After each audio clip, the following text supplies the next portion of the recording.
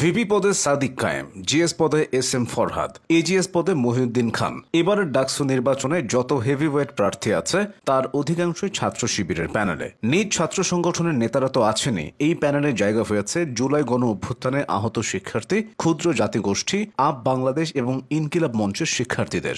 রাজনৈতিক ছাত্র সংগঠনগুলোর মধ্যে বৈচিত্র্য ও ভারসাম্যের বিচারে তাই ছাত্র শিবিরের প্যানেল অনেকখানি এগিয়ে। জনপ্রিয়তার পাশাপাশি প্রচারণা আর সাড়া পাওয়ার দিক থেকেও অন্য প্যানেলগুলো থেকে ছাত্র শিবিরের ঐক্যবদ্ধ শিক্ষার্থী জোটের সুবিধাজনক অবস্থান দেখা যাচ্ছে। এর পেছনে সবচেয়ে বড় ভূমিকাটা রাখছেন সামনের সারির কয়েকজন নেতা। ভিপি পদপ্রার্থী সাদিক কায়েমের কথাটা সবারই জানা। ঢাকা বিশ্ববিদ্যালয় কেন্দ্রীয় ছাত্র সংসদ তথা ডাকসু নির্বাচনকে সামনে রেখে সাদিক কায়েম জোরালো প্রচারণা চালাচ্ছেন। ক্যাম্পাসে ছাত্র শিবিরের শক্ত অবস্থান এবং জনপ্রিয়তা সবকিছুই যেন এখন তার পক্ষে কথা বলছে। তবে তিনি এসবে মনোযোগ না দিয়ে দায়িত্বশীলতার পরিচয় দিচ্ছেন। বিরোধী দলগুলোর প্রতি যেমন সহনশীলতা দেখাচ্ছেন, তেমনি ভিন্ন মতাবলম্বী শিক্ষার্থীদের কাছেও ছুটে যাচ্ছেন। ঢাকা বিশ্ববিদ্যালয়ের শাখা শিবিরের সাবেক সভাপতি সাদিক কায়েম বর্তমানে সংগঠনটির কেন্দ্রীয় কমিটির সাহিত্য ও প্রকাশনা সম্পাদক। জিএস পদে আছেন ছাত্র শিবিরের আরেক আলোচিত নেতা এস এম ফরহাদ। বর্তমানে তিনি ঢাকা বিশ্ববিদ্যালয়ের শিবির শাখার সভাপতির দায়িত্ব পালন করছেন। এস এম ফরহাদকে নিয়ে সমালোচনা থাকলেও তিনি সবকিছুর জবাব দেন ঠান্ডা মাথায়। শিক্ষার্থীদের প্রতি তার দায়িত্ববোধ তার প্রচারণাতেই ফুটে ওঠে। তিনি বিপক্ষ দলের প্রার্থীদের সাথেও সাক্ষাৎ করেন,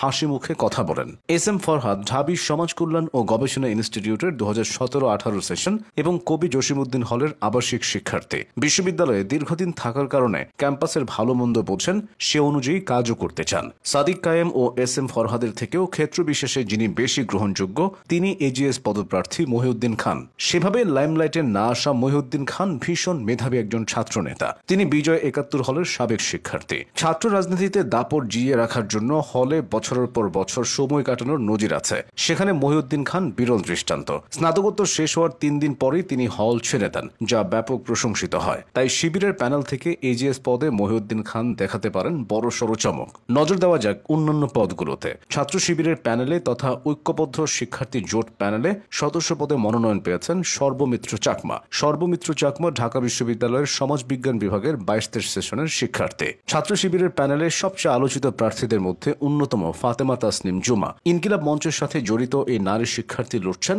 মুক্তিযুদ্ধ ও গণতান্ত্রিক আন্দোলন বিষয়ক সম্পাদক পদে। তিনি সুফিয়া কামাল হলের 2021-22 সেশনের আবাসিক শিক্ষার্থী। শিবিরের প্যানেলের আরেক নারী প্রার্থী উম্মে সালমা। তিনি লড়ছেন রিডিং রুম ও ক্যাফেটেরিয়া বিষয়ক সম্পাদক পদে। উম্মে সালমা ইংরেজি বিভাগের 2020-21 সেশনের শিক্ষার্থী। ঐক্যবদ্ধ শিক্ষার্থী জোট প্যানেলে শিবিরের নেতাকর্মীদের পাশাপাশি দুজন ব্যতিক্রম প্রার্থীও রয়েছেন। তাদের মধ্যে জুলাই গণ অভ্যুত্থানে এক চোখ হারানো খান জসিম একজন।